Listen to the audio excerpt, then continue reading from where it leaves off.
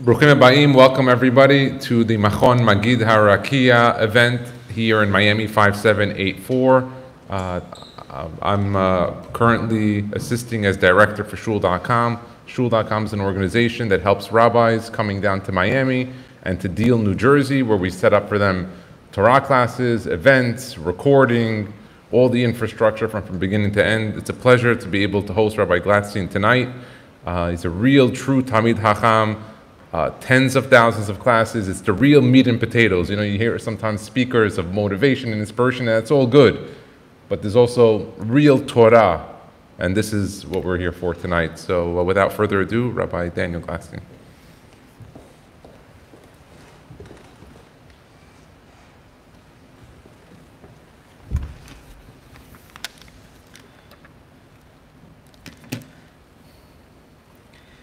Thank you, Jonathan, for the warm introduction. I've already spoken in Miami for Shul.com, and I'm very pleased to see its growth over a very short amount of time. And Kain Yirbu l'Hagdol Tar l'Hadira. Welcome, friends, to the first Machon Maggid Harakiah convention. So you say, what is a convention? What are you supposed to convene about? Torah, Shir. Okay, fasten your seatbelts. Whatever you thought about Purim, whatever ideas, whatever perspectives you had about Purim, I'm going to ask you to forget about. I'm going to ask you to throw out the window, because what we're going to learn this evening is a revolutionary and accurate report about what really happened. Let's begin with the following halacha that we're all familiar with.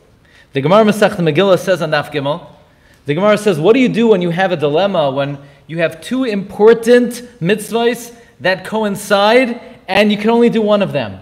What if it's either you could do the avodah in the Beis Hamikdash, you could be makriv a carbon tamid shel shachar, to carbon tamid shel ben arbaim, or you could go to the shul to read the Megillah. What takes precedence? Kriyas HaMegillah or avodah? Says the Gemara, we darshan from the pasuk mishpacha u'mishpacha that the families of Kohanim and Leviim are mevatel their avodah and they come to hear Mikra Megillah. In other words, Mikra Megillah trumps the avodah in the Beis Hamikdash. And then the Gemara continues. The Gemara says, Mikan samchu beis Rabbi, that the house of Rabbi relied on this, that if there was a public shir, mevatlin Talmud Torah ubain l'shmaya Mikra Megillah, we interrupt learning and we come to hear the reading of the Megillah. So if you have two values, avodah Mikra Megillah, ding ding ding, Mikra Megillah wins. You have two values. You have Talmud Torah or Mikra Megillah. Ding, ding, ding, Mikra Megillah wins. Mikra Megillah trumps avodah, it trumps Talmud Torah. Now, if I were to ask you, why? Why does Mikra Megillah trump avodah? Why does it trump Talmud Torah? You would say, look, there's no question, avodah is dairaisa, avodah is more important. Torah is dairaisa, it's more important. But what could you do? Mikra Megillah is what is called a mitzvah overes. It's a passing mitzvah. If you don't read it now, then you'll never be able to make the mitzvah. So even though avodah maybe is more important, and learning is more important, however, Mikra Megillah is fulfilled, because if not now, then when? We're going to read it on the 20th of Adar? There's no alternative. It's either now or never. Nevertheless, if you look in the Baal HaTurim seems to indicate that we don't read the Megillah because it's a passing mitzvah, and if we don't do it now, we'll never have the opportunity. The Baal HaTurim is mashma that Mikra Megillah is greater than the avodah, is greater than Talmud Torah. The Baal HaTurim points out that only 3 times in the whole Tanakh do we have the following word, v'nishma. 3 times in Tanakh we have the word v'nishma. What are they? Number 1, in Parshas Tetzaveh, v'nishma koiloi b'voy el HaKodesh. It's talking about the Kohen Gadol. He's walking into the Mikdash. He has the bells on the bottom of the me'il, and it says, v'nishma koiloi b'voy el HaKodesh. The voice, the sound will be heard when he enters the Kodesh. And of course we have the word Naaseh v'nishma. By Talmud Torah, we will do and we will listen. And the third time we have the word v'nishma is in Megillas Esther. V'nishma piskam hamelech b'chol malchusai. V'nishma piskam hamelech. The sound of the edict of the king will be heard, referring to Mikra Megillah. So we have three v'nishmas. One by avoida, v'nishma koiloi b'voyoi el hakodesh. One by Talmud Torah, naasa v'nishma. And we have Mikra Megillah, v'nishma piskam hamelech. Says the Baal HaTurim, if you don't know what to do, v'nishma koiloi b'voyoi el hakodesh, or v'nishma piskam hamelech, you're going to read the Megillah, v'nishma piskam hamelech b'chol malchusai ki rabahi. Mikra Megillah is greater. And if you don't know what to do, Talmud Torah, nasa v'nishma, or Kriyas HaMegillah, what do you do? Kriyas HaMegillah, v'nishma piskam hamelech b'chol malchusai ki rabahi. Mikra Megillah is greater. Furthermore, the Baal HaTurim says, ki rabahi. Rabbah is the one who says in the Gemara that Mikra Megillah is greater than Avodah and Talmud Torah. Ki Rabbahi! Rabbah's the man! So this is an astounding comment to the Baal HaTurim. The Baal HaTurim seems to say that Mikra Megillah, reading the Megillah, is greater than doing the Avodah, is greater than Talmud Torah. How could you say such a thing? That Mikra Megillah is greater? Mikra Megillah is either D'Rabbanan or Midivrei Nevi'im. How could you say it's greater than Avodah in the Beis HaMikdash, Talmud Torah? Friends, I want to share a chiddush with you that is not so well known, and it appears in no less than 7 Sefardim of one of my all-time favorite Gedolim. Now, this is Machon Maggid Harakiah convention. If you don't know the answer to this, then you need to go to a different convention. Okay? Who's my favorite? Who's my favorite Gadol? Off the air. What? The Chida, thank you very much. You could stay. The Chida. In no less than 7 Sefardim of the Chida reveals the following bombshell. That even though the Megillah says that Achashverosh ruled,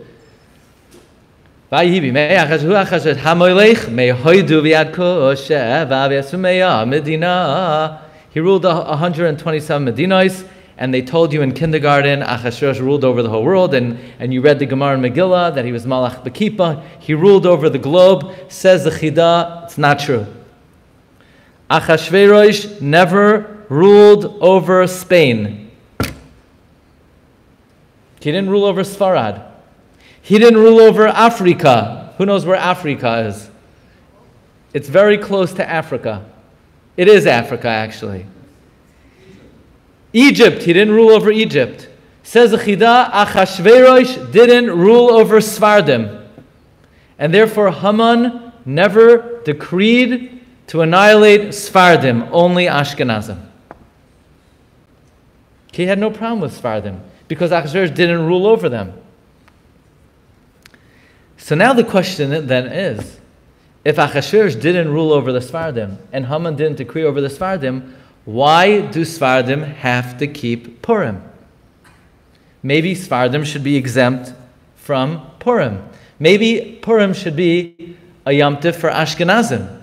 And Sefardim, we'll give them kitnias on Pesach. They could have rice. They could eat rice on Pesach. Hey, they could eat rice the whole year. Why would anybody ever want to eat rice? You like rice? I don't know. Yeah, you like rice. Okay. But I don't. So I'm going to give Sefardim rice, and then we'll give them, they could say slichos, the whole elul, and they could have rice after they slichos also. But the Chida in the Leiv David reveals that Achashverosh did not rule over Sfarad and Africa.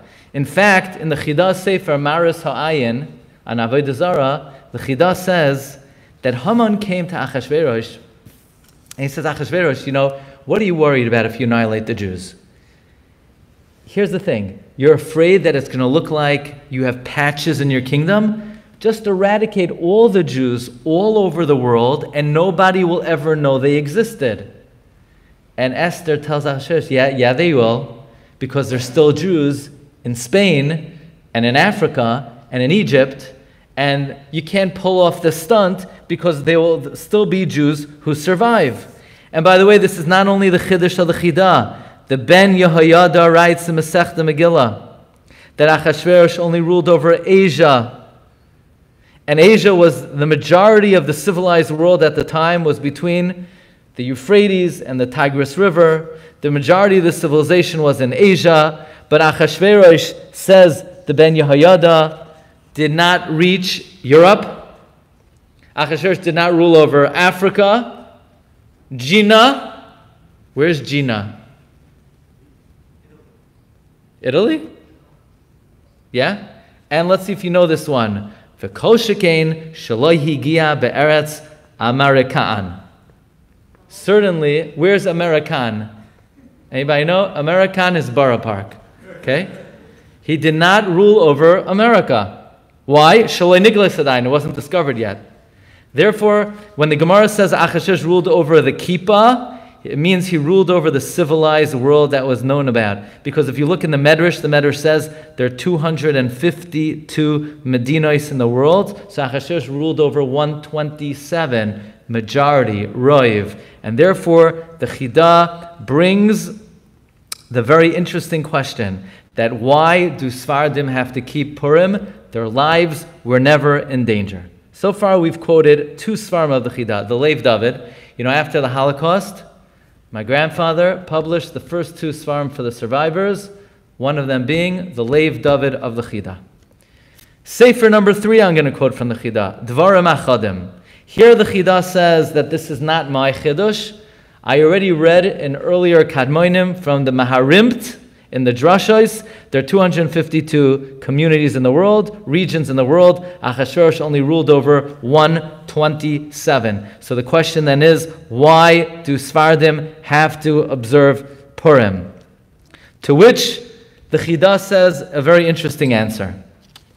He says the Gemara in Harakiah discusses if a miracle occurs to some of the Shvatim, does the entirety of the Jewish people have to say Hallel? And the Gemara in Harakiah says, indeed, if the majority of the Shvatim were in danger and then they're saved, then all of Klal Yisrael has to sing Shira.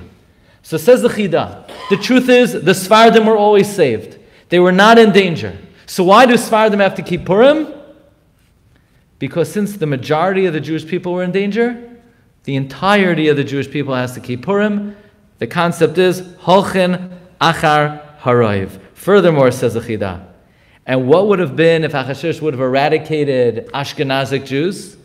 Then the Goyim would have got wind. You know, maybe we should try this with the Sefardim, and ultimately their lives would have been in danger. So they also have to keep Purim. Furthermore, the Chida says that in the aftermath of the Purim story, all of Klal Yisrael were Makabel Torah Ba'ahava. So whether their lives were in danger or not, Hadar Kiblua Bimei Achashverosh is going on Ashkenazim and Sefardim. Even the Sefardim willingly accepted the Torah out of love, and therefore Sefardim also are obligated in the Yom Tif of Purim. This is what the Chida says in the Sefer Dvarim Achadim. But this is not ultimately the answer that the Chida sticks with. Okay, we're up to the fourth Sefer where the Chida discusses this subject, Nachal Eshkol. Actually, I had prepared this year, but I never realized this until the plane.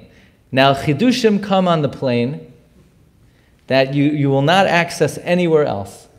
You ever notice that? It's a very well-known phenomenon. The best Chidushim come on the plane. And there are different explanations for this. Some people may think it's a mystical phenomenon, that because you're very high up in the Shamayim and you're closer to the Kisei HaKavod, so the Wi-Fi from heaven is much, much stronger. That's not the real reason. The real reason is because the phone doesn't work on the plane, you could actually learn. And that's why the Chidushim come on the plane. And for some reason, my phone never works. Everyone else's phone, they connect right away. My phone, no, it's Ki'ilu, I don't have one. It's a very big bracha. I never realized this question. La Yehudim hayisayra v'simcha v'sasa. What do you mean La Yehudim hayisa ayra? In the past, hayisa, in the past. It should say currently, present tense. Why La Yehudim hayita? Why past tense? Says the Chida, this is an illustration of the principle that HaKadosh Baruch Hu never brings difficulty to Klal Yisrael or to any individual unless first he's boyer refuah.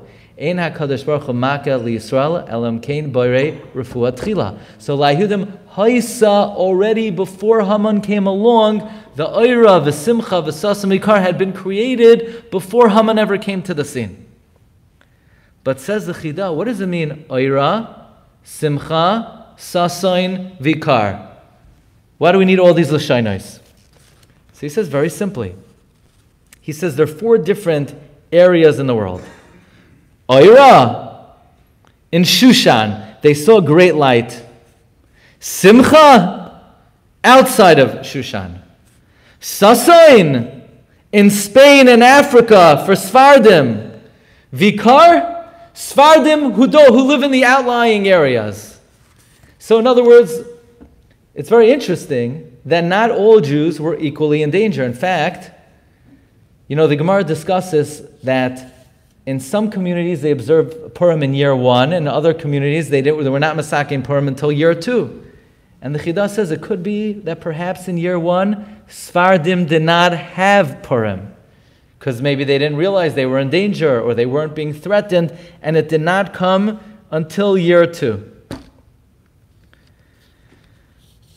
But then the Chida drops the big bombshell of why, in fact, do Sefardim observe Purim if their lives were never in danger.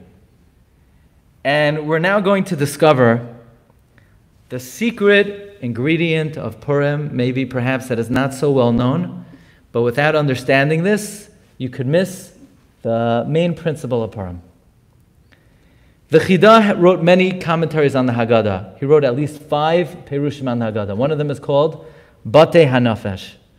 And he asked a very similar question. Okay, we're going to take a little poll. Okay, how many Kohanim do we have in the Machon Maggid Harakiah convention?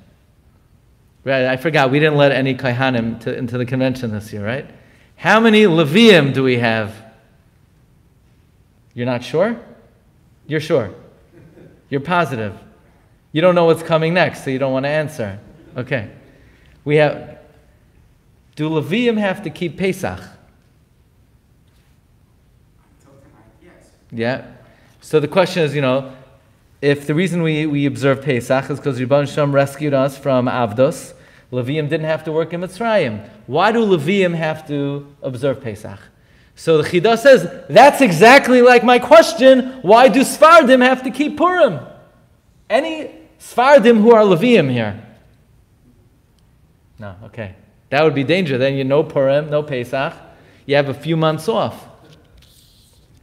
So the Chida says a great revelation. We make a bracha on Purim and Chanukah. Sha'asa nisim la'avosenu. Bayamim ahim. Hashem made a miracle in those days. Bazman hazeh. In this time. What does that mean? Bayamim ahim. Bazman hazeh. So the Chida brings a great revelation of the Arizal. That every Yom Tif, the Jewish calendar is a living calendar. What does that mean it's a living calendar? That means when we have a Yom Tif, it's not that, okay, here we are, we're 3,000 years later, and we're commemorating what happened a long, long time ago in ancient history. It has no relevance to us, but we remember what happened to our great-great-grandparents. No. The Jewish calendar is a living calendar. When that date on the calendar comes, the same hashpah, the same influence of Kedusha, the light that emanated from Shamayim at that time on Yud Daled Adar to bring Yeshua's v'nachamos to Klal Yisrael, that very light reenacts itself, reappears, reawakens in real time the exact same way as it did in the year that the miracle occurred. In other words, we're not commemorating an ancient miracle, but the hashpah of Kedusha that happened back in the day by Yomim Ahim is Bazman Hazeh. It's reawakening this year at this very time. And therefore, says the Arizal, Sefardim were not in danger and they were not threatened, but we don't celebrate Purim because our lives were saved. The celebration of Purim is we're celebrating a gift from Shemayim. What was that gift? Great influence of Kedusha came down on that day 3,000 years ago, and it reoccurs and reappears and reawakens every single year at this time of the year. And therefore, whether you're Sephardi, Ashkenazi, Egyptian, Moroccan, Yemenite, you eat rice, you don't eat rice, you like rice, you're allergic to rice, whatever your relationship with rice is, you have to observe Purim. Because there's a certain influence of light that comes down. So you'll say, okay, was there something distinct or unique about the light of Yud Aleph Adar more than any other time of the year? And in fact, we're going to learn something out of this world. Please take a look at number 12 on your sheets. Lines of the Chassam Sofer. Rabbi Yaakov Lev is going to send this out to a few hundred people immediately. Okay? This is perhaps the most astounding comment in all the writings of the Chassam Sofer.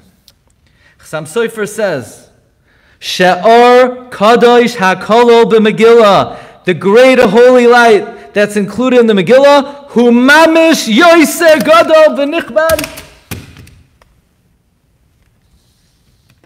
Mitorasenu HaKadosh ba'atzma.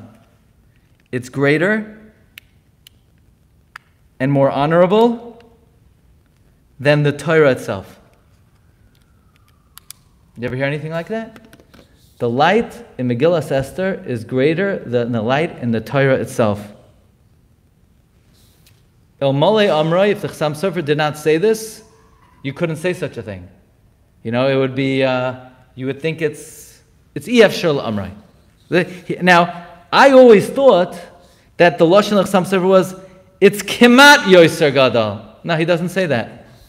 He says the light of Megillas Esther is Mamish Yoiser Gadol v'Nichbad. It is greater.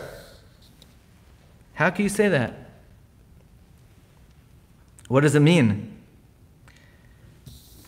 The Arizal tells us that La'asad Lavai, all the books of the Chumash will become all the books of Tanakh will become batal, except for Megillas Esther. You ready for this lashon of the Arizal?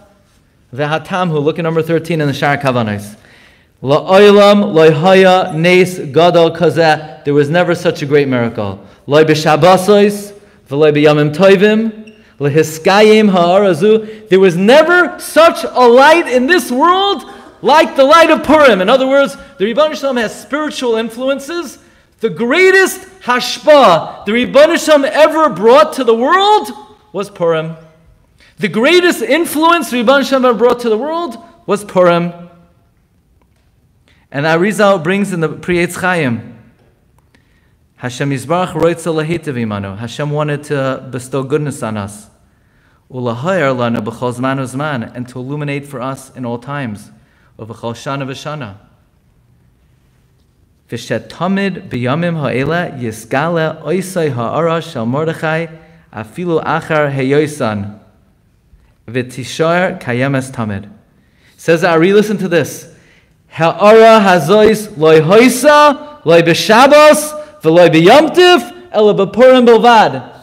The light of Purim, there's nothing ever comparable to it. Not Shabbos, not Pesach, not Shavuos, not Chanukah. So how do we understand this? It seems like, if I were to ask you, the Rebbeinu Shem has given a lot of gifts to our people. He gave us a Torah. He's given us Shabbos. He's given us Yom Tov, Pesach, Shavuos. What was the most sublime, elevated, spiritual gift the Rebbeinu Shem ever bestowed to Klal Yisrael? The Arizal says the greatest or ever to come from HaKadosh Baruch Hu to the Jewish people is Purim, is Megillas Esther. I mean, would you have thought that? How do we understand that? Why would the Megillah be the greatest light to ever come from HaKadosh Baruch Hu. How could something be more sublime than the Torah itself? You know, if I were to ask you, is there any document holier than the Torah? You know, before you came in here, you'd say, of course not. How could such a thing be? So I want to share with you a very simple medrash. Take a look at number 15. Rabbi Chanina bar Yitzchak Amar. Rabbi Chanina bar Yitzchak says, Shloisha noivloisein. There are three things in this world that are a noivel. Anybody know what's a noivel? A noivel means a semblance of, a shemetz of. There are three things in this world that are a little flavor of the real thing. You know what they are? Noiveles misa shena. A semblance of death is sleep. Sleep is a semblance of death. So people say it must not be too bad. But the Medrash says, a semblance of death is sleep. Noiveles nevuah, a semblance of prophecy. Chaloim is a dream. Noiveles ha'olam haba, Shabbos. A semblance of the world to come is Shabbos. We're all familiar with that. Shabbos is the 60th of olam haba. A dream is the 60th of prophecy. Sleep is the 60th of death. But the Medrash continues. Rabbi Abin Moisef Oy Tartan. A semblance of the light of above is the sun. And here's the clincher. Noiveles chachma shalmala Torah. A semblance of the wisdom on high is the Torah. See, we're accustomed to thinking the Torah is the most sublime form of wisdom because somehow the Rebbeinu Shalom and the Torah are one. Nevertheless, the Torah is only a way with which the Rebbeinu Shalom has allowed us to recognize His wisdom. Of course, the Rebbeinu Shalom is an entity unto Himself. The Rebbeinu Shalom is a Metzias b'fnei atzmai. He gave us the Torah so that we could have some recognition of His Chachma. But that means that lemala mitoirasai is Chachmasai. That above and beyond the Torah is the wisdom of Hashem Himself. Okay, you got that concept? That there's a Torah, Hashem is noisein ha-Torah, He gave the Torah to Kallah Yisrael, but there's something above and beyond the Torah. What's the Torah above and beyond? Chachma shel mala. It's a medrash, not me. I couldn't say such a thing. The medrash says, a noivel of Chachma shel mala is Torah. So the question is, did Hashem ever give Kallah Yisrael something that's not Torah, that's from Chachma shel mala? So last week, we had the zechus to visit the city of the Chida, Livorno. You ever hear of Livorno? It's in Italy. And do you know who was buried in Italy? The Chida. Now, we tried to arrange the trip. Anybody know what's the Chida's yard site? Yod Aleph Adar is the Chida's yard site. And I wanted to go to the Chida's kever. Now, where's the Chida buried? He's buried in Har Menuchos, right? He's buried in Har Menuchos. But he wasn't originally buried in Har Menuchos. Originally, he was buried in Livorno. And they have the original matzeva of the Chida in Livorno. So I wanted to go to the Chida's original matzeva on his yard side on Yud Aleph Adar. That would be spectacular, to be at the original spot where the Chida was buried, where his original matzeva is on the... We couldn't work it out. The logistics didn't allow it. We went one day later. So, you know, you can be off by one. It still counts. I went home Shabbos, and I'm reading about the Chida, and I saw the Chida was nifter on Yud Aleph Adar, on Shabbos Parsha Zachar. So he was buried on Yud Beis. So we actually were at the Makom Kavura of the Chida, the Matzeva of the Chida, exactly 218 years to the day from the day that he was buried in Livorno. Next to the Chida are many, many Gedolim. You have the Yad Malachi, you have Rabbi Malachi Kohen, you have Rabbi Yosef Ergaz, you have a cousin of the Beis Yosef from the generation of the Beis Yosef, you have the Shar HaMelech, you have Rabbi Yehuda Saraf, the Rebbe of the Pri Chadash, and right there in the Varno, on that all-star line, you have Reb Chaim Kohen. Reb Chaim Kohen is the author of Tur Barakes, Talmud Muvak of Reb Chaim Vital. And in the great Sefer, Shvilei Pinchas on Purim, I remember seeing this many years ago, he brings a Chidush Noira V'Oyam from Reb Chaim Kohen, the Talmud of Reb Chaim Vital, to explain this medrash. If Torah is only a noivel of Chachma Elyoina, did the Rebbeinu Shalom ever in the history of the world give Klal Yisrael a little flavor of what the Chachma Elyoina is? Yeah, one time. Megillas Esther. Megillas Esther is, in a way, lemala min haTorah. It's the raw, divine wisdom of HaKadosh Baruch Hu. You know, I'm sure you're familiar. There's a famous code. My father said it over to many audiences where the exact date of the hanging of the 10 Nazis in the Nuremberg trial is written openly. The date is written openly.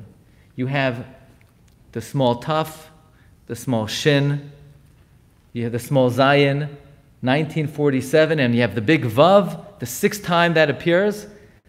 Do you have any other similar type of raw, open, divine information where the Torah gives black and white, where thousands of years before, the Torah gives you a date of a future event? People have told me that in their mind, that is the most raw, open proof for the divine origin of the Torah.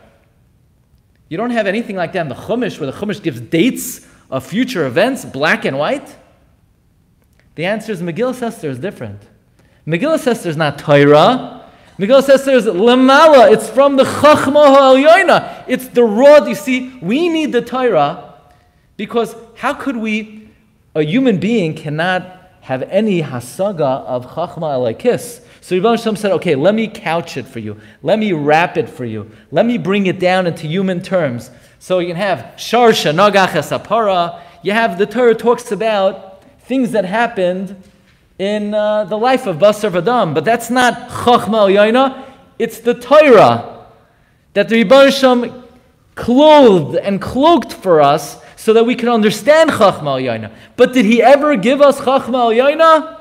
Megillas Esther. Says Reb Chaim Kohen, that's why Mevatlin Talmud Torah Ubain L'Shmaya Mikra Megillah, because Mikra Megillah is greater than Talmud Torah.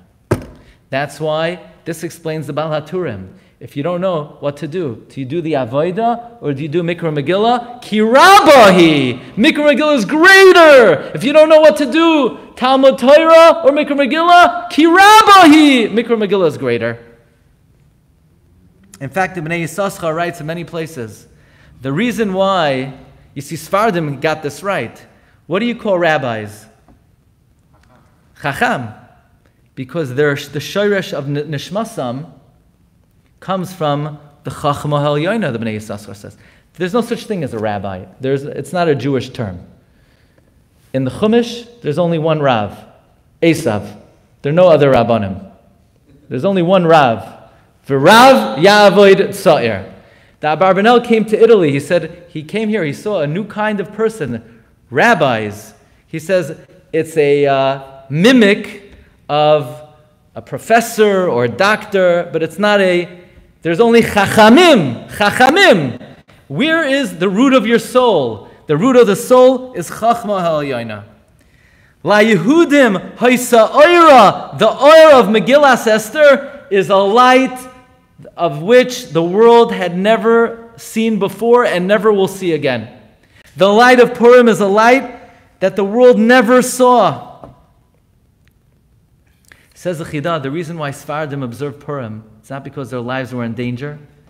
It's because Purim is not a celebration of the fact that the Rebbeinu Shalom saved us. It was a celebration of the greatest gift the Rebbeinu Shalom ever gave to Klal Yisrael. A spiritual light and influence, the likes of which the world never saw. Greater than the giving of the Torah. So I want to share with you a very interesting thought. According to the Chida, Sefardim's lives were never endangered in the times of Purim. There's a very eerie parallel then, that there was another Gezerah in our century, someone, Mizera Amalek, someone who has his roots in Haman. Of course, we know Hitler. And also the Imrei Emes said that primarily, that was a Gezerah on the Ashkenazim and not on the Sefardim.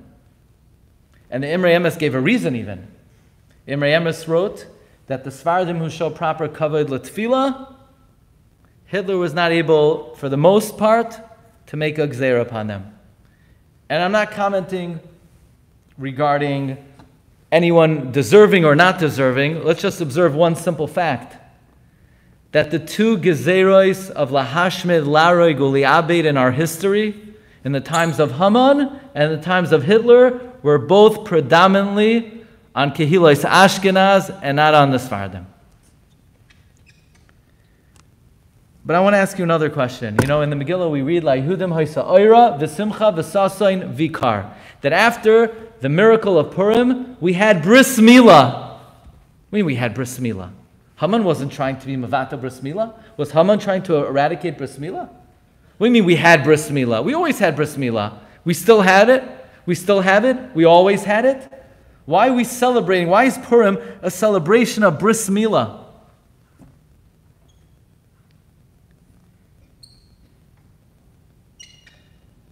You know, it's interesting. Hitler said that the Jewish people hurled on society two imperfections. One is a physical pagam, a physical imperfection, Bris Milah. Bris Milah is a mum of the guf, Hitler said.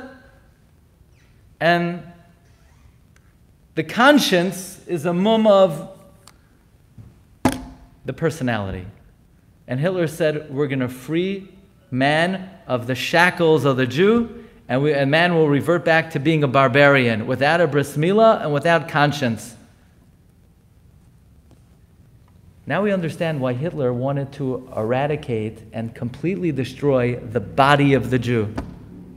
You know, it's one of the only times in our history where Hitler wanted to completely remove any vestige, not just of the memory of the Jew, but of the body of the Jew. Why did Hitler want to destroy the body of the Jew? Because the body of the Jew with the bris milah represented to the world a certain discipline. So Hitler wanted to eradicate bris milah. You know, the Vilna Gaon has the same diuk regarding Haman. Haman's gezerah was lahashmid, laharoig, uliabed. The Vilna Gaon says, if you take a look at number 23, a person has four dimensions: nefesh, ruach, neshama, guf. The nefesh and the guf go together. That's the body. The neshama is to do mitzvahs. Haman wanted to destroy everything. Lahashmid, mitzvahs, keneged the neshama. Laharoig, keneged the ruach. La'abid, Haman said it's not enough that Jews can't do mitzvahs. He wanted to destroy the guf. Why did Haman want to destroy the guf? I think because Haman, like Hitler, understood that even the guf of the Jew represented discipline to the world. The bris milah of the Jew represented discipline to the world. So it wasn't enough for Haman to destroy Torah mitzvahs. It wasn't enough for him to kill us. He wanted to be ma'abed the gufei Yisrael. So it's a very eerie parallel that almost in every dimension that what Haman wanted to do to Klal Yisrael. He wanted to stop Torah mitzvahs. He wanted to destroy the guf of Kallah Yisrael. He wanted to destroy Bris Milah, and that's why after Purim we say Vikar. It's a celebration of Bris Milah, because Rebbe Shem didn't just rescue our lives, but he preserved Kedushas Guf Yisrael.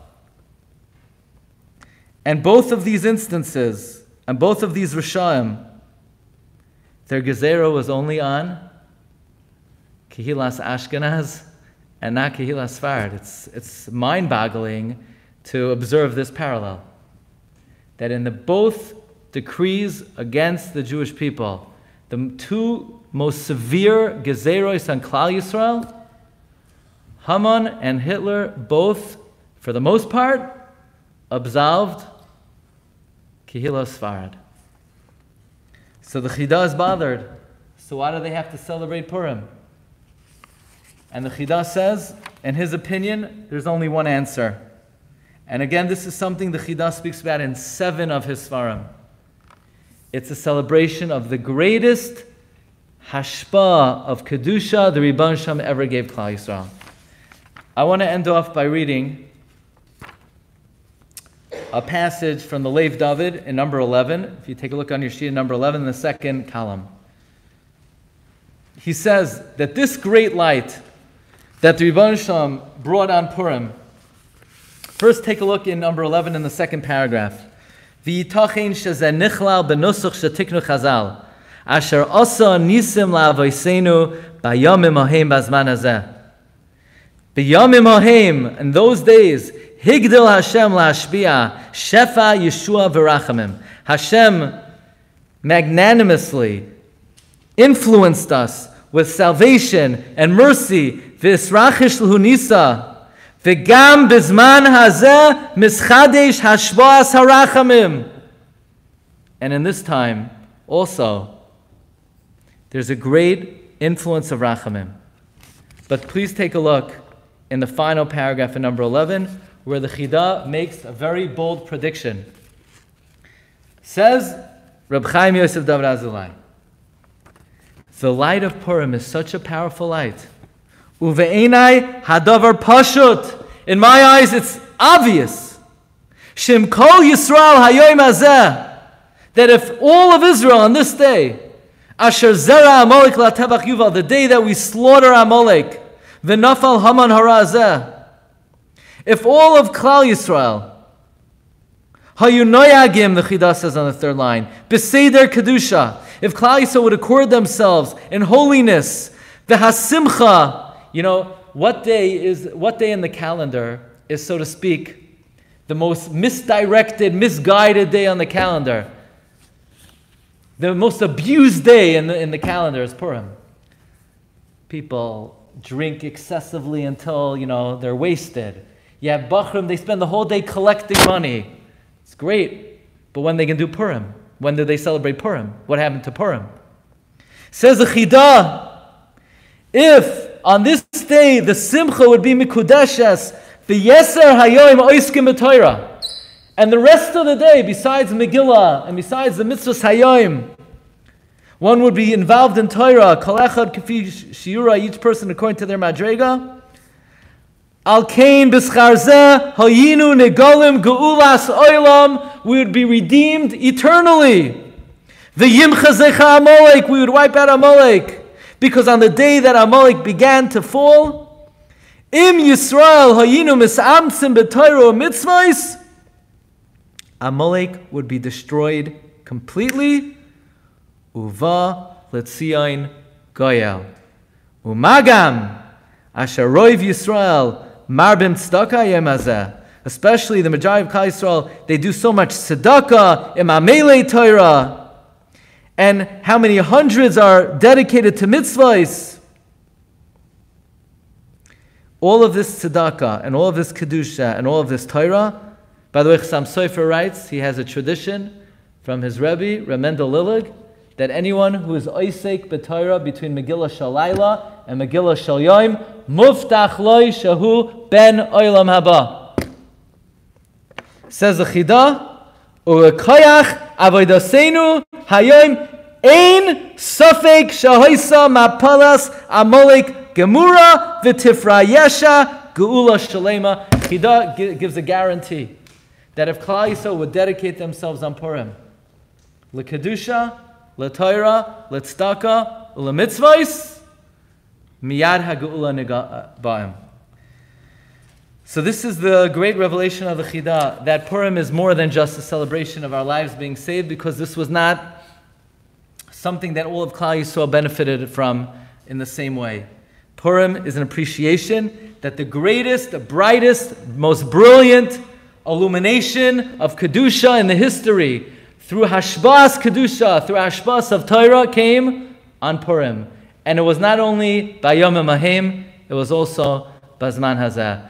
So if Kallah Yisrael ever needed to tap in to such a day, we need it now more than ever. And we should be zoicha to take advantage of this great opportunity, and look forward to seeing everybody Bez Hashem tomorrow, continuing in the beautiful Yarche Kallah. Thank you, Reb Nassim Waldler, for all of the arrangements.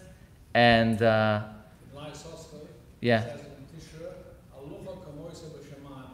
that's right. The Bnei Yissaschar says that something the Chida said, that even though the Gemara in Yuma says on Daf Peivav that Arba Chiluke Kapara, there's something the Chida says that Al Yidei Torah, it's mechaper without it. Whatever the Chida says down here in this world, they paskin like that in the Bezdin Shamala. So, and there was just the yahrzeit of Rabbi Melech of Lezhensk, who says that Hashem brought the Chida to this world to ward off the Sitra Achra. Through the Svarim of the Chida, it pushes off the Sitra Achra. So tonight we learned from 7 of the Svarim of the Heilige Chida. Zechusa Yagin Aleinu. Thank you very much. Gute Nacht.